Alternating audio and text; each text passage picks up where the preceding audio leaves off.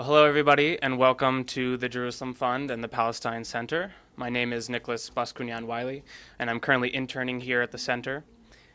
Today's event, entitled Gaza Today and Tomorrow, Current Challenges and Future Prospects, is the second part of our three-part summer intern lecture series entitled Gaza in Perspective, Realities on the Ground, Representation, and Broader Implications. Last week, for the first panel in the series, we were fortunate to hear from Dr. Youssef Munayir and Dr. Nathan Brown on Gaza's role in the Palestine-Israeli conflict. Next week, Wednesday, August 5th, we'll have our final panel, and Dr. Edmond Gharib and Omar Badr will analyze American coverage of the 2014 Gaza war across different media outlets, and we hope that you will join us. A year ago, around this time, a lot of us in this room were closely following the news coming from Gaza, the West Bank, and Israel. We were waiting to hear about the next location that bombs were going to be dropped, to read the next report of civilian casualties, and to see the next batch of images, the violence and destruction. As the third war to hit Gaza in less than 7 years, Operation Protective Edge killed and displaced thousands and left billions of dollars of damage. This conflict has put a tremendous burden on Gaza's economy, infrastructure, and civilian livelihoods. Our panelists today will examine the realities of Gaza after the war and look at what the future of reconstruction and rehabilitation will consist of. They'll offer their own analysis of the current situation and look at the prospects for progress in a war-torn land. And with that being said, I'm pleased to introduce two of our speakers for today. First, Ilana Feldman is an associate professor of anthropology, history, and international relations at George Washington University. She's the author of Governing Gaza, Bureaucracy, Authority, and the Work of Rule, 1917 to 1967, and In the Name of Humanity, The Government of Threat and Care, and the forthcoming book, Police Encounters, Security and Surveillance in Gaza Under Egyptian Rule. Her current project traces the Palestinian experience with humanitarianism in the years since 1948, exploring both how this aid apparatus has shaped Palestinian social and political life, and how the Palestinian experience has influenced the broader post-war humanitarian regime.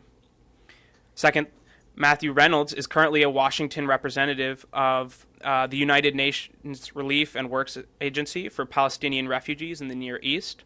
Prior to this, he served in the State Department as the Director of House Affairs, which he joined in 2003. He's held numerous positions in both the U.S. House of Representatives and the U.S. Senate, including serving as the staff director of the House Rules Committee, guiding legislation on the House floor, as professional staff on the House International Relations Committee and the Senate Foreign Relations Committee, and as Assistant Secretary of State for Legislative Affairs under Secretary of State Condoleezza Rice. Each speaker will have 15 minutes to talk, which will be followed by some time for questions from the audience. And as one last quick reminder before we begin, if you have a cell phone, please silence them now. And now, without further ado, please help me in welcoming Dr. Ilana Feldman. Thank you.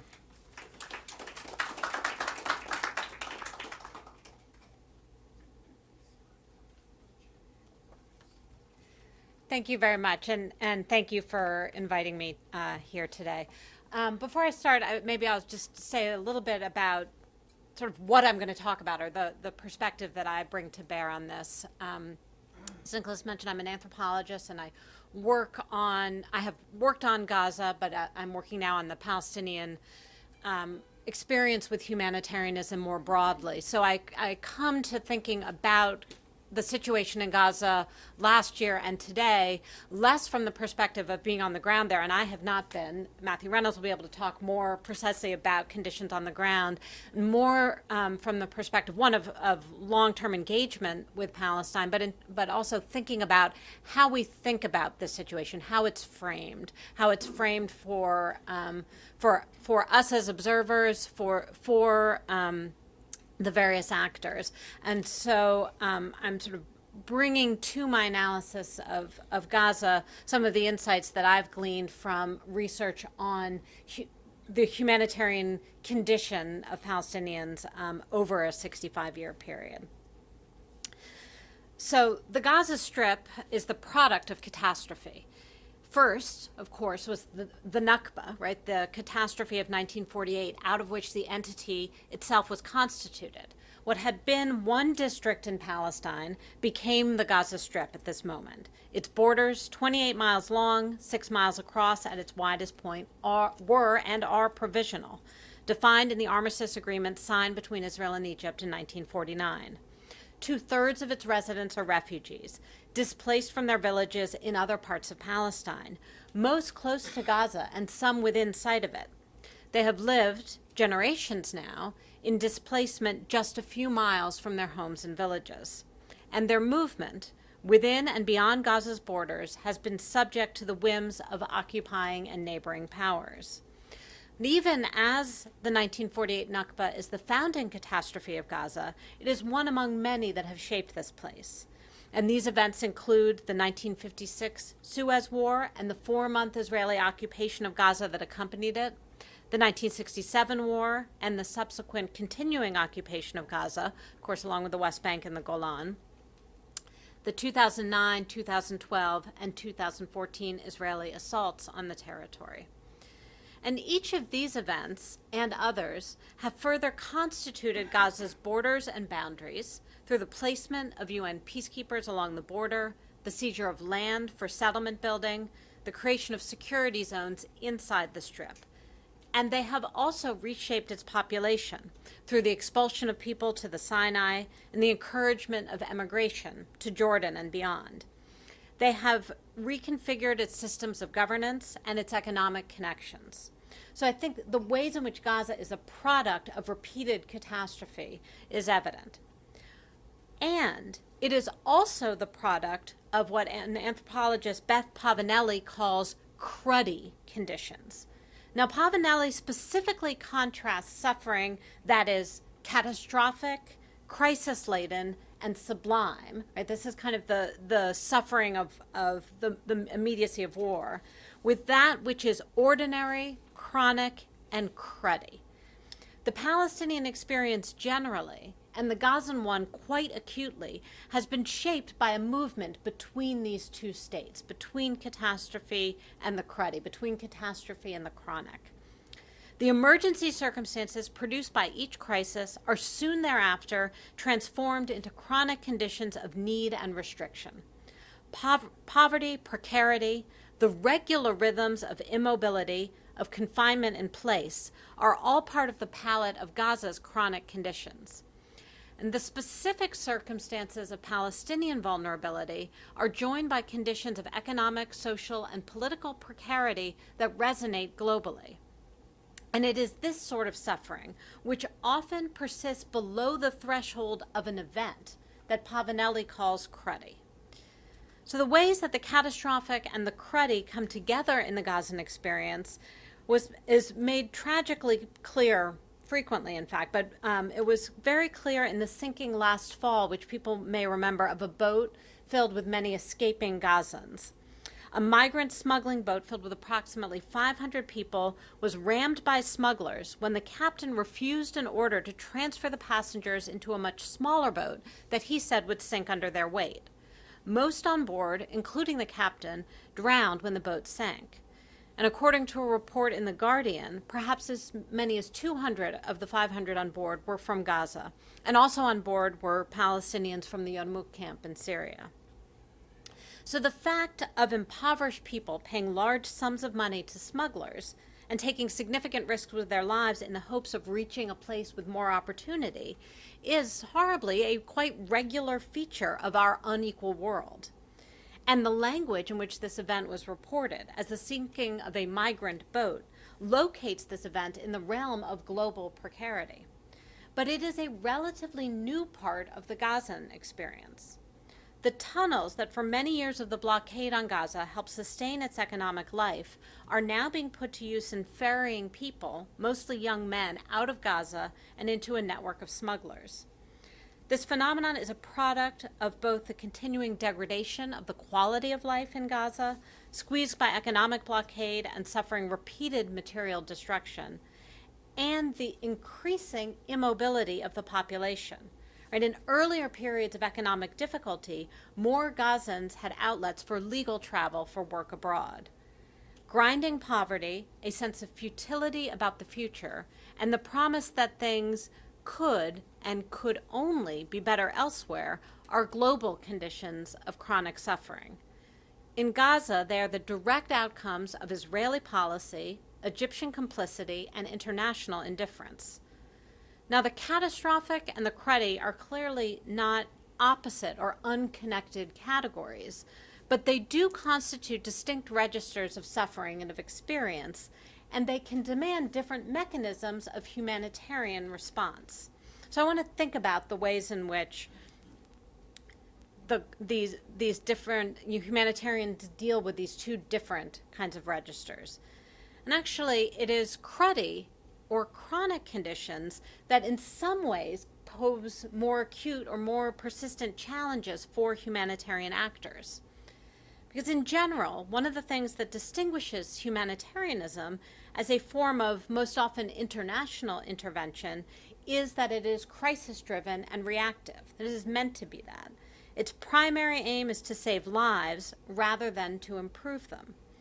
The humanitarian space that humanitarian actors often speak about describes not only the means to provide assistance and remove people from harm, whether that's through humanitarian corridors, refugee camps, or the recognition of symbols like the Red Cross as protected, but humanitarian space also refers to the temporary spaces and forms of existence that constitute survival mode in the midst of crisis.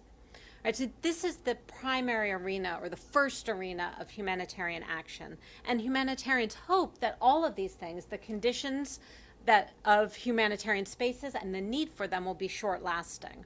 But in fact, in many instances, and the Palestinian case is only the longest example of a much more widespread phenomenon, humanitarian presence is needed over the long term, both to provide assistance and to serve as a mechanism of protection. And people in need relatively quickly come to live, not just survive, in humanitarian spaces. And as they give birth, grow up, get old, and even die from non-humanitarian causes, the requirements for humanitarian assistance change. So humanitarian practice has to shift from disaster relief, things like the provision of food, clothing, and emergency shelter, to efforts that look more like social service work and development projects. So one of the things that I've been exploring in my own research is the effect on humanitarian identity and humanitarian workers of this shift from the crisis to the chronic. And one effect has been an uncertainty of purpose. Right? I remarked once to an employee of Unruh, which is, as has been described, the UN agency with primary responsibility for providing assistance to Palestinian refugees, on what seemed like a fundamental uncertainty of purpose in humanitarian work over the long term. And this is something that I've seen in my field work across the Middle East with Palestinian refugees, where people are living in conditions of chronic poverty. It's not clear always what one can do when one does humanitarian work. Right, so when I mentioned this to an Unruh employee, she was, nodded vigorously in agreement and said, yes, it's in emergencies, such as after, for example, the Lebanese army destruction of the Nahr al-Bared camp in Lebanon or Israeli attacks on Gaza, when staff are energized and mobilized. Right? And of course, she didn't mean that people are happy that there are these crises, but people know what to do. That gives you a purpose. Humanitarian actors cannot alleviate the causes of people's suffering, but in crises, they can often affect a change in the circumstances in which those people are living. In the chronic conditions usually facing Palestinians, it often seems that humanitarian actors cannot even do that. And in the case of Gaza, and this has been very evident over the past year, even in conditions of crisis, the humanitarian capacity to respond is severely constrained by Israeli restrictions and international acquiescence. Now, the transition from crisis circumstances to chronic conditions is frequently not linear. And I think you see this evidently in the Palestinian case, where long periods of chronic poverty, marginalization, and political stasis are repeatedly punctuated by times of acute crisis. So part of the challenge that humanitarian actors in Gaza face is being buffeted between the catastrophic and the cruddy and trying to respond alternatively to both situations. Now, one consequence of the repeated assaults on Gaza for humanitarian organizations is the necessity of repeatedly rebuilding the same projects. Although donor countries, most notably the U.S., have not always seemed particularly concerned about this tremendous waste, though there's some suggestions that maybe a limit is being reached, humanitarian actors working on the ground most certainly are. And other observers also increasingly call attention to the obscenity of this repeated rebuilding.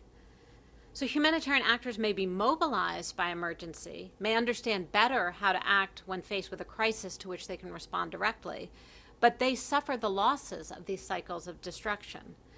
And this is the humanitarian double condition produced by the returned and ever-returning crisis. You have both a renewed clarity of purpose along with a growing sense of being trapped in a cycle of futility. And I guess you can tell me whether that seems accurate to you. So I think that when Matthew Reynolds speaks, he will be able to describe in much greater detail the consequences of these cycles of destruction for in Gaza, both for Gazans and for humanitarian actors. And even as there is tremendous need for humanitarian assistance, as humanitarian actors insist, the humanitarian framework cannot be a sufficient response to conditions in Gaza. In order to break out of this cycle, it is vital to seek a political resolution. So what I want to focus on in my remaining time is not really so much either the inadequacy or this necessity. I will assume both of them, but rather to explore the ways that the movement between the catastrophic and the cruddy and the forms of isolation that go along with it have been Israeli strategies of control in Gaza. And I think this is one reason why breaking out of the cycle has been so difficult, is that it has suited Israel. So degraded expectations are part of a process and practice of isolating Gaza.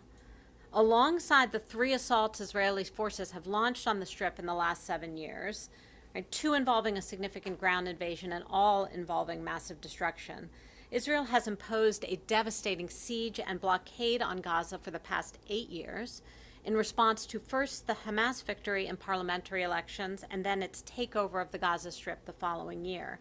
And it has also imposed a constraining closure regime for the past 25 years, beginning during the First Intifada and intensifying during the Oslo years. So these policies of isolation have harmed individuals, impeding their ability to live full lives, and have also impaired Palestinian political community, creating distance, distrust, and ultimately division between the West Bank and Gaza. So it is the chronic conditions of isolation as much as the catastrophic destruction that is harmful. Israeli military strategists refer to the practice of the periodic targeting of Gaza as mowing the lawn. As Ephraim Inbar described it in the Jerusalem Post, Israel simply needs to mow the grass once in a while to degrade the enemy's capabilities. Keeping the enemy off balance and reducing its capabilities requires Israeli military readiness and a willingness to use force intermittently. Israeli defense of this strategy focuses on Hamas as the target, with the effect on Palestinian society relegated to collateral damage. But as Mouin Rabbani and others have pointed out, the real targets of these assaults are the Palestinian population and Palestinian society. So the term mowing the lawn, which perhaps suggests that the grass is actually allowed to grow freely in between mowings, doesn't fully capture the nature of this policy. Assaults are paired with the isolation practices that restrict life in Gaza in the lulls between attacks. And the regular assaults not only result in catastrophic losses of life and damage to infrastructure, they produce a degradation of the underlying normal. Right? When the smoke clears from each assault, conditions of life in Gaza return to an everyday that is somewhat worse than what was before. This process, as it is intended to, it seems, interrupts political engagement, economic activity, and social life. And it transforms people's expectations for the future, as everyone assumes, knows perhaps, that another attack will come. So a policy of oscillation between crisis and precarity relies not only on military weapons, but also on turning other forms of intervention into weaponry. And humanitarianism has been a crucial tool in this arsenal.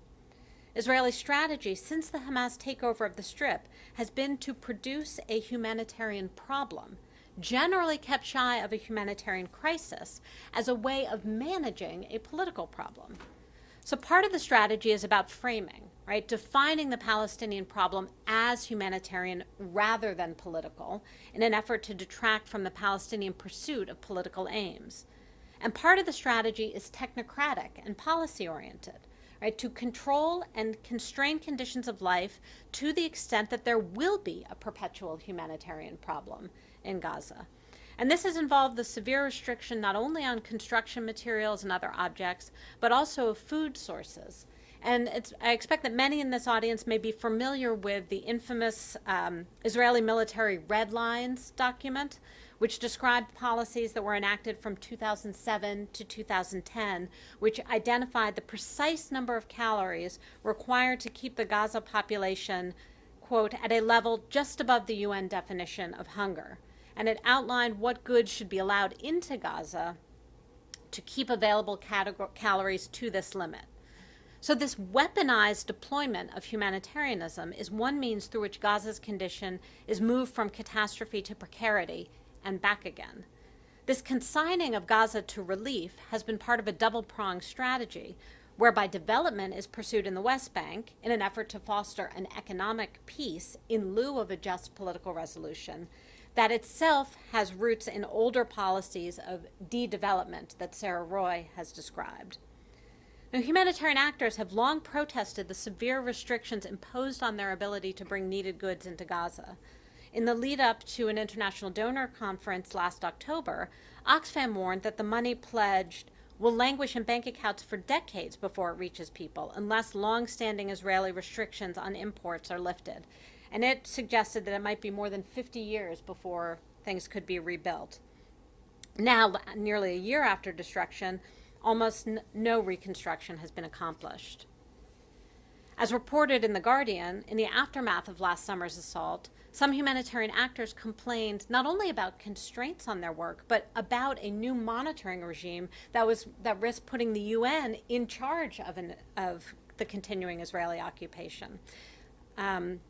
And in that way, humanitarianism could be utilized, not just humanitarianism, but humanitarian actors could be utilized as weapons against Palestinians.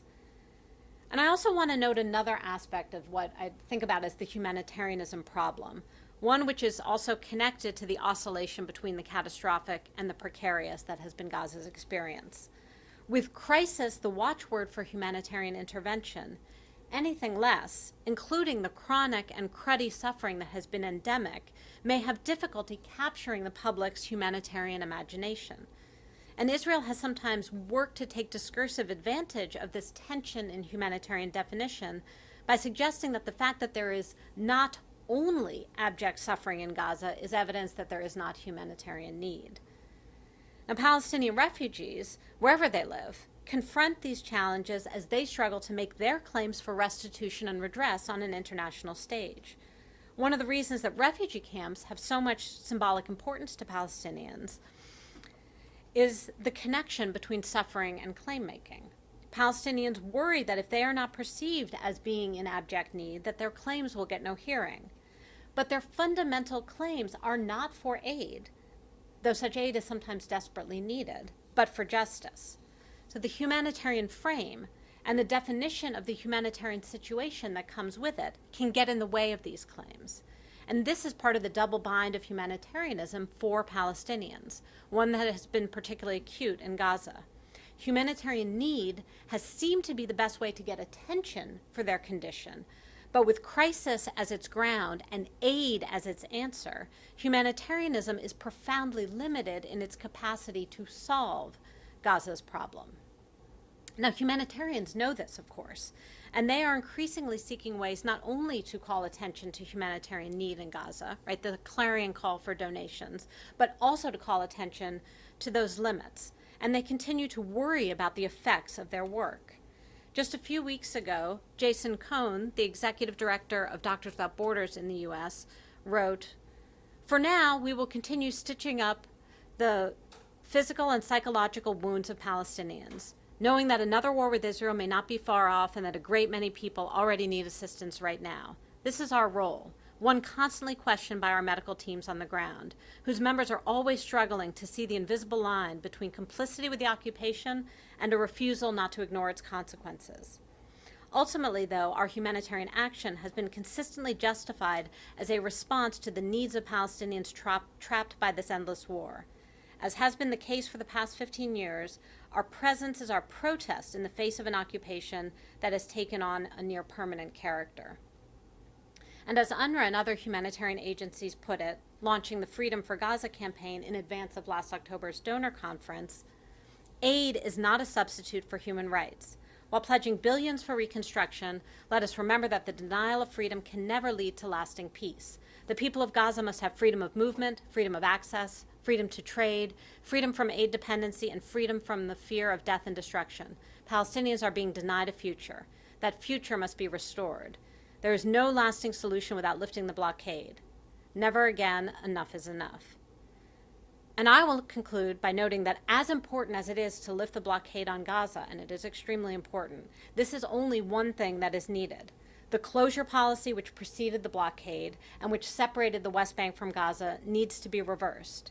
The occupation needs to really end, not just be pursued from the border and the air. And ultimately, the events and consequences of 1948 need to be faced head on and a just resolution pursued. Thank you very much.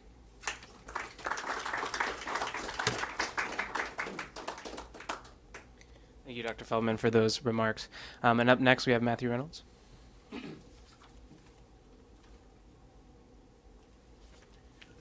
Great, thank you, and good afternoon. And I'd like to thank the Jerusalem Fund for inviting Onra to participate here today.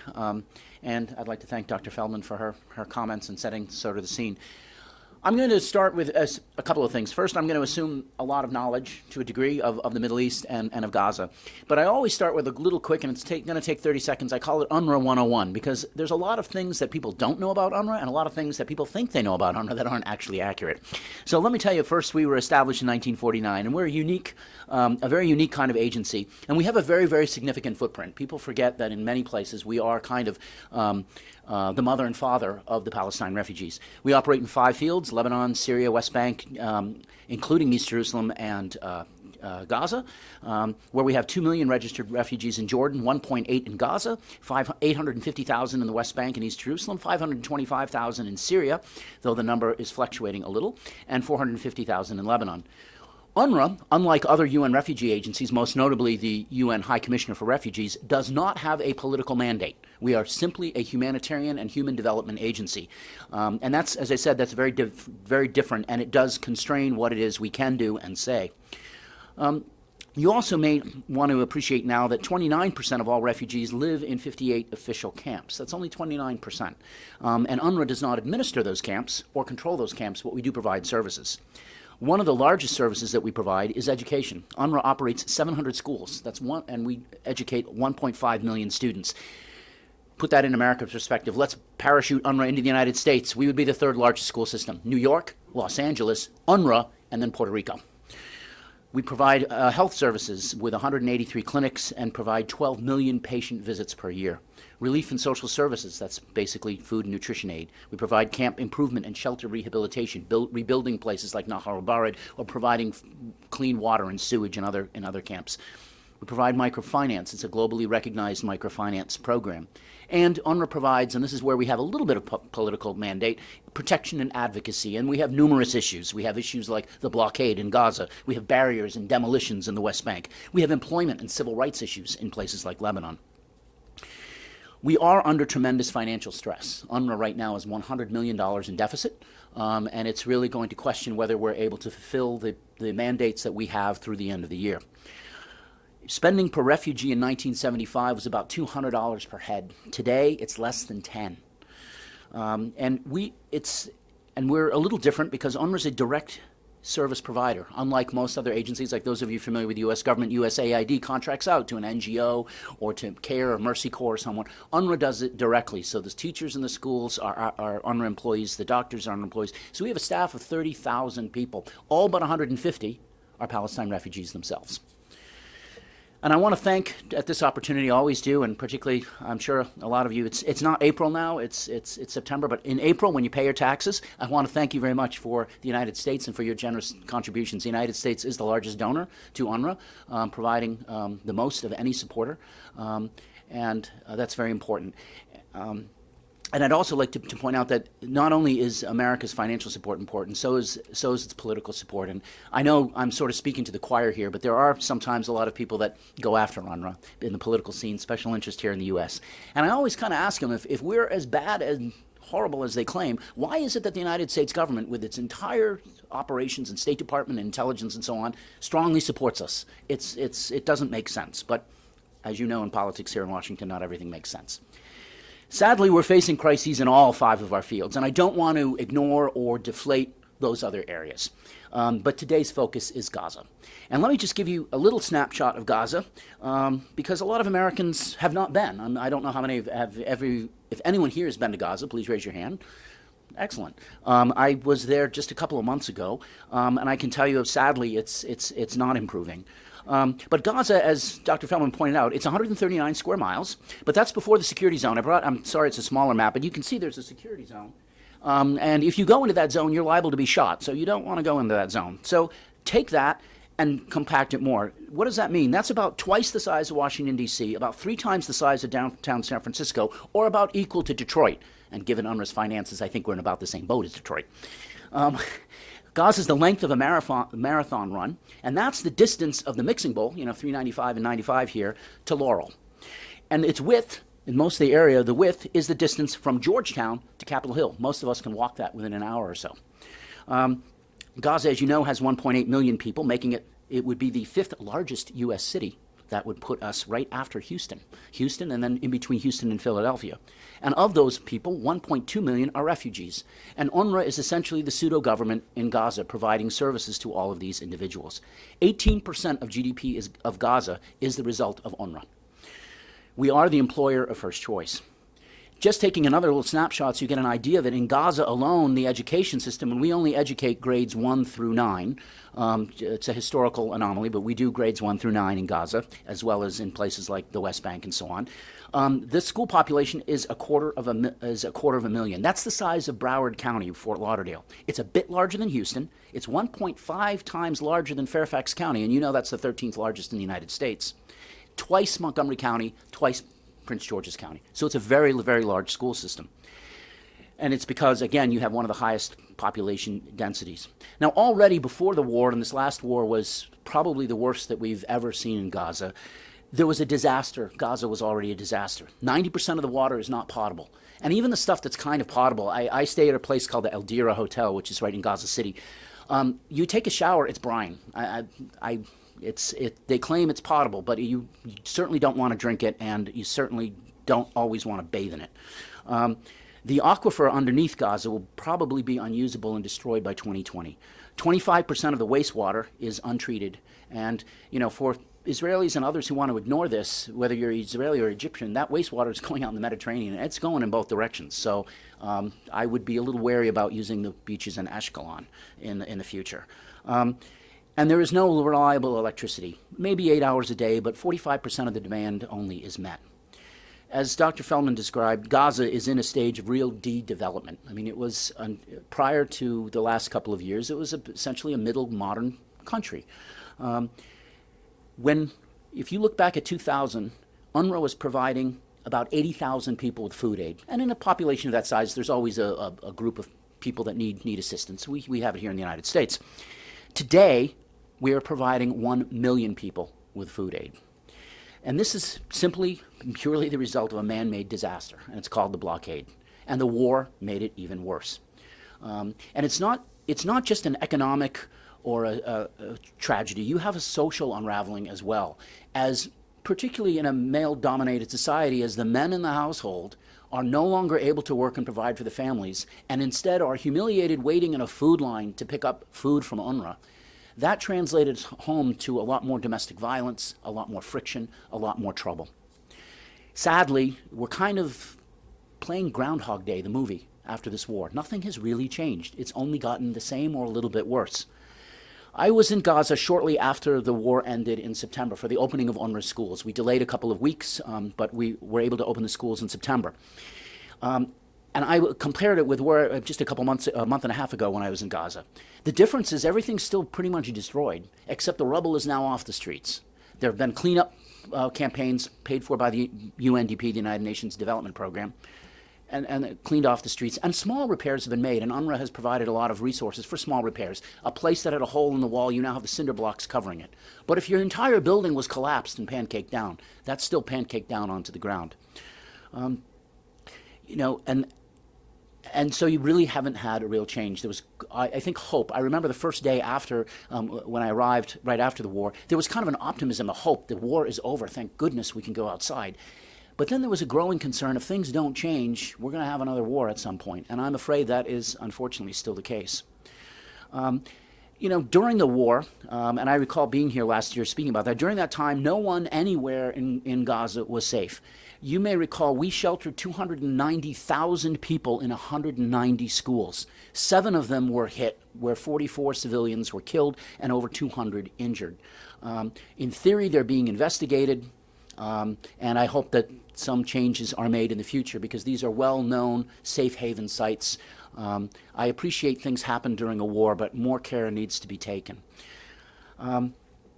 I'd also like to point out during that time, I have to give a shout out to my colleagues in Unruh, our dedicated staff in Gaza, 11 of whom died during the conflict, and their commitment to the refugees. Despite the fighting every day, they were still going and providing food assistance, providing health care, and opening up schools for shelters. The destruction this time in Gaza was, like I said, everywhere and very widespread, and it's almost a revenge and retribution. 1/2 of the poultry stock was destroyed. Now, I'm not so sure if it was the roosters they were after or the hens they were after. I'm not sure is the rooster the terrorist or the hen is the terrorist. Maybe it's a combination. But why destroy half the poultry stock? You look at the factories that were destroyed. The famous one that was on 60 Minutes was an ice cream factory. I don't know what the military value of an ice cream factory is, and it wasn't a security threat because the individual who owns it and goes back and forth is one of the few Palestinian businessmen who has a permit to go through Eretz and go back and forth between the West Bank and Gaza. So clearly, he's already been cleared for that. Today, there are still some 100,000 people still homeless in Gaza. As I said, the construction mechanism really hasn't taken effect. Small repairs have occurred, but major repairs have not. And despite the fact that we've already distributed $113 million in terms of repairs. We still have 51,000 families eligible for repairs, but we don't have the resources and there isn't the material. I would make a big distinction, though, in the reconstruction in Gaza. There are 2 separate things happening. There's the reconstruction mechanism, which is the individuals going through a system that was worked out between the Israelis and the Palestinians for reconstruction. And then there's the actual UN projects. And while the reconstruction mechanism has slowed down and has issues, frankly, our construction projects continue. We've had a long-term relationship with the Israelis for 10 years, over 10 years, and we are able to bring in materials and so on. But those aren't building small houses for people. Those are building new schools or fixing a clinic. And despite much of the recent touting of an easing of the blockade, they were now told that there's an average of 700 trucks a month that come in and out of Gaza. And there's a doubling of the exports. So instead of 1 truck of strawberries exported, you now get 2. It's important to also note a significant amount of the exports going out are what we term as plastic crates. Those are the things that Coca-Cola and bottled water come in, but those crates get returned to the Israeli distributorship. That's not really an export, it's just a return of your plastic crate. So I would posit to you, imagine Washington, D.C. surviving on 700 trucks a month. Now, a large distribution center in the United States would get about 833 trucks a month. That's just the distribution for, say, Giant or Kmart. And remember, Gaza is 2 to 3 times the size of Washington, D.C. And I'm only referencing one store, Giant. Sorry, I'm not picking Giant over Safeway. You can pick whoever you like. Tel Aviv itself is 4 times smaller than Gaza. and I'm sure that they get more than 700 trucks a week. So we always should be careful when one's reading the things in the paper about great increases and put them in perspective. The thing that Gaza needs the most, as Dr. Feldman replied to, really is the need for easing or eliminating the blockade. It's not so much the imports. It is true, you can pretty much find anything you need in Gaza. I can go to the store and I can find nice shampoo. The problem is no one in Gaza can afford it. And what they need are the exports, the ability, because Gaza is a very productive place. It had great textile factories, and a couple of them are still surviving. Some furniture and certainly agriculture of things to export. And that's what's needed to again, stimulate the economy and stimulate the people. The current situation is unsustainable. And I think the difference that I would point between May and September a little bit is there's still optimism in Gaza. There's still a vibrancy in the Palestinians and the refugees living in Gaza to make it and to survive and to have a better future for themselves and their families. But for the first time ever, we're seeing people from Gaza try to flee, as Dr. Feldman referred to, on these rickety, horrible boats and paying human traffickers to go through Sinai and into Libya and dying on the Mediterranean Sea. That's a signal that people have given up hope, that there is no future. And when you kind of live in an open-air prison and there is no travel, there are a few people that get permits through Eretz, and occasionally Rafah has been open, but by and large, people are stuck in Gaza. People start to find, so it's sad that we're seeing some of that resiliency is still there, which is great, but unfortunately we're also starting to see people sort of giving up that hope, and that doesn't bode well for a future either. As I pointed out, the salvation is really a political solution. The challenges and the problems of Gaza are man-made. There was no tsunami that hit Gaza. There was no earthquake like Port-au-Prince. There was no Ebola in Gaza. It's a political human tragedy, and the answer to that is a political solution. Now, as I mentioned, we're a humanitarian organization, so I can't get too much into politics here, but personal observation here is both sides here are to blame. The obstacles to reconstruction, there are these obstacles to reconstruction, and a lot of them are within the Palestinian society itself, Hamas versus the PA versus others. You got to get your act together if you want things to happen. And reconstruction can happen. Israel definitely has definite security, legitimate security needs, but a mechanism is in place. It just needs, the political will needs to be there to take it. And similarly, there doesn't appear, in my opinion, at this time in Israeli political circles to address this humanitarian crisis either.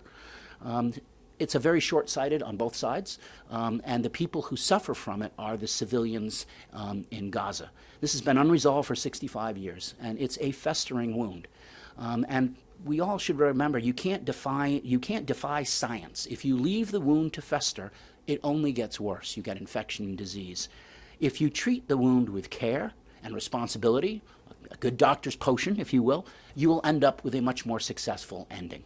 And so it's a two-way street. Both parties need to come together. The Israelis do have legitimate concerns, and we certainly condemn the rockets. There's no excuse for firing rockets at civilians. And similarly, there really isn't much of an excuse of bombing a UN safe shelter either. On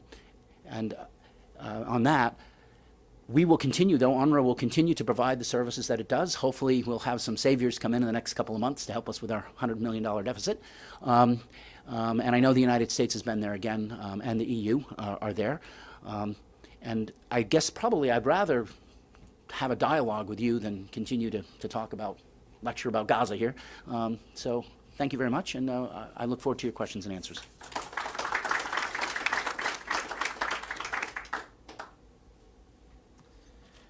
Thank you to our two panelists for that humbling and real perspective that we can see in Gaza. We will now turn to a question and answer session.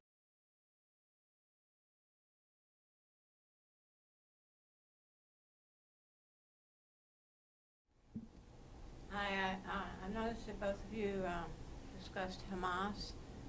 Dr. Feldman, you said that there's a time when Hamas took over Gaza. And of course, Mr. Reynolds, you used to work for Condoleezza Rice, and I remember how everybody was thrilled that in Gaza there was going to be an election. And of course, the U.S. was throwing a lot of money at the parties running against Hamas. But in fact, Hamas did win in a democratic election. Are you, what you're really saying it then is that Hamas did not win in the democratic election? You said it took over Gaza. There were two things that happened, and there were two phases of response to that. Okay. So Hamas won a majority in parliamentary elections, and once it won and began to govern, there were attempts by immediate action by Israel and the United States to thwart that. Right, the arresting of Hamas officials, the blocking of access to resources. So that was a stage one of response. Then what happened internally within the Palestinian society was that there was a brief military conflict between Hamas and Fatah, in which Hamas then took control of the Gaza Strip even beyond their electoral results. And so the separation of the West Bank and Gaza, which had been produced both by occupation and by Israeli policies over the years, which made movement between these territories very difficult, was then further sort of solidified by a Palestinian politics which divided those territories into Gaza for Hamas and the West Bank for Fatah. Now, of course, that doesn't map onto, there are Fatah supporters and officials in Gaza and Hamas supporters in the West Bank, but essentially that is the division that happened since then. And once after that, Fatah, we'll call it a coup, but after that conflict, there was another phase of control and isolation and response to Gaza. But that was the two steps. But Hamas certainly did win a free and fair parliamentary elections. We don't get involved in the political scene, and we will have to deal with whomever is in control, whether de facto or officially, in the Gaza Strip. We've dealt with, from 1950 till 1967, with the interim of a couple of months, we dealt with the Egyptians in Gaza. Onra did. So whoever is effectively in charge, our objective is to provide services to the 1.2 million refugees in Gaza. Next question. Thank you so much for this brief, which I believe gave a full description of what's happening over there. My name is Baha Al-Dahoudi, and I'm actually from Gaza, and I'm going there next month. My question is to you, Mr. Matthew. It's actually, I went to an Unruh school. I grew up in Gaza. I received most of my education, elementary and primary education, from Unruh schools. So my questions, I have few actually, for you, if you don't mind me asking. There are current talks right now about Unruh actually cutting their funds due to, I don't know, financial problems or political problems or whatever it is, to the point that there are says in the Palestinian society, especially in Gaza, that schools will not be open as regular as they are usually every year. So there's a delay, postponing the school year. This is one thing. What's happening with these talks? Is it true? Is it not? The other question is talking about shelters that people seeked during the war. Actually, they are not shelters. They are not actually well prepared to have as you said, there are schools that were empty because it was summer season and nobody was using them, so they had to put those people over there. Yet there are no shelters, ground shelters to protect them. So when you hear the word shelter, you would think it's a safe place where people could escape to, but it's actually not. So why hasn't Unruh actually funded or built real shelters for those people in case of emergencies like that? We talked about 3 wars, one war, another. Why never the Unruh built such shelters? And the last question about haters who hate on Unruh and why they hate on them. I mean, what would you tell a Palestinian who would think that actually Unruh is in a way helping the Israeli occupation to continue? The way they provide food for people, they provide them with amounts of food to make them barely live, to live on a diet, And that's what exactly Israel wants. So in a way, you're actually part of the political plan on the Gaza Strip. So what would you tell those people who think that? Which I think a lot of the Palestinians see the UNRWA as one of the reasons why the occupation continues. Although they do know that UNRWA is doing a great job giving us the education, the food, and everything, yet their policies, the way they're being implemented, they're actually helping Israelis. Thank you. Well, okay, there's 3 questions there. I'll do them very quickly, if I can. The closing, the schools, no decision has been made on the opening or closing of schools for the fall season. We do need to have the resources to pay the teachers and to have the schools open. At the present time, we do not have the resources. We are working very, very diligently around the globe to gain those resources in order to have things open on time. We have delayed schools in the past. Last year, the Gaza schools were delayed for a month because a number of the schools were actually being used for internally displaced people.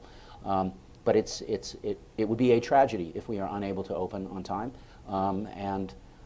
We're trying the best we can to mobilize. You know, UNRWA is a voluntarily funded agency. We don't get UN-assessed monies. It's not like peacekeeping where the UN gives the US a bill and says, here's your portion of it. It's generosity of each country. And again, I say the United States has been incredibly generous. It is the largest donor, over $400 million last year in donations, making it by large the greatest. And as an American, I'm proud of that. But we still have a deficit. And the problem is you have an increasing population, particularly in Gaza, among young people. We have to build about 5 new schools every year in Gaza and hire some 200 teachers just to keep up with the incoming first grade class. And that costs money, and like everything in the world, even the US government, the needs are outstripping the benefits, but we're working very hard on that. With regard to the shelter issue,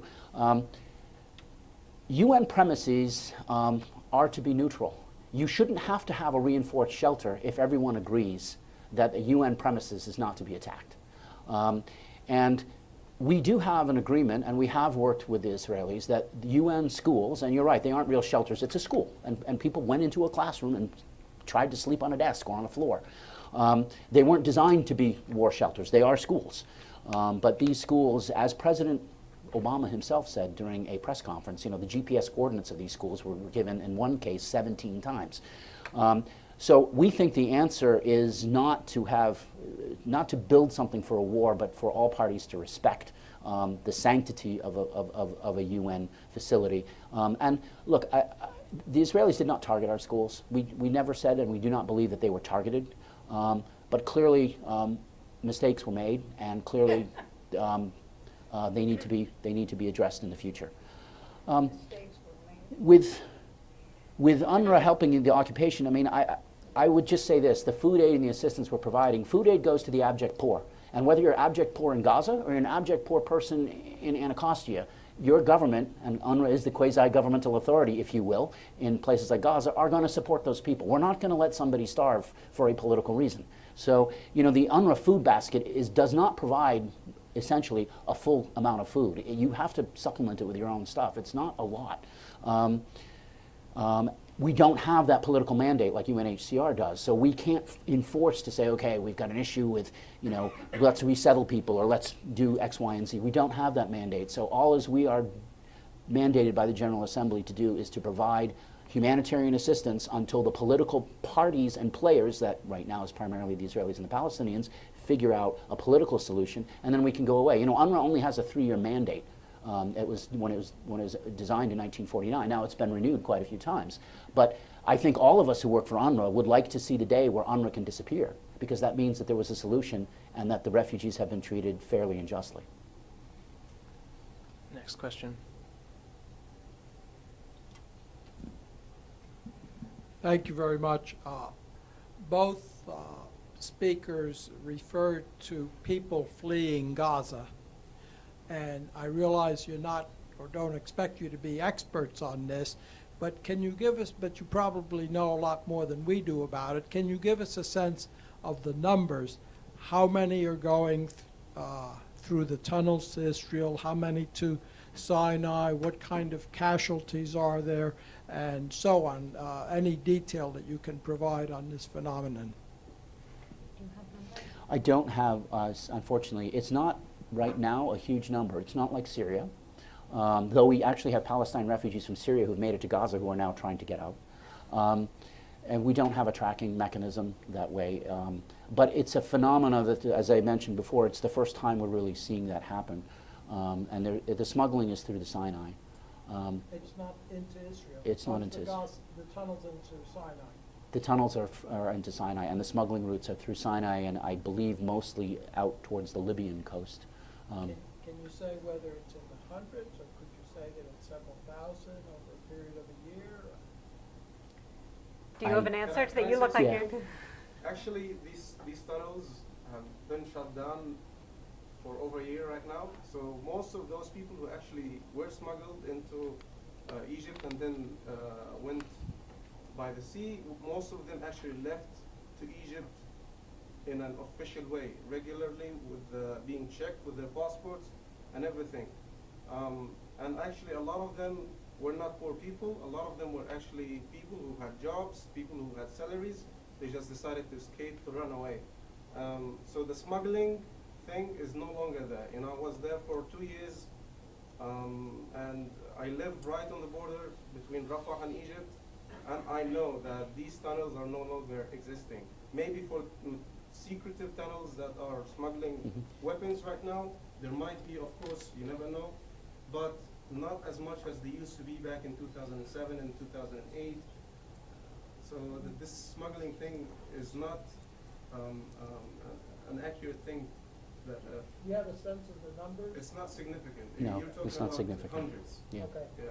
thank you. Okay, we'll take one or two more questions. Yes, in the black shirt.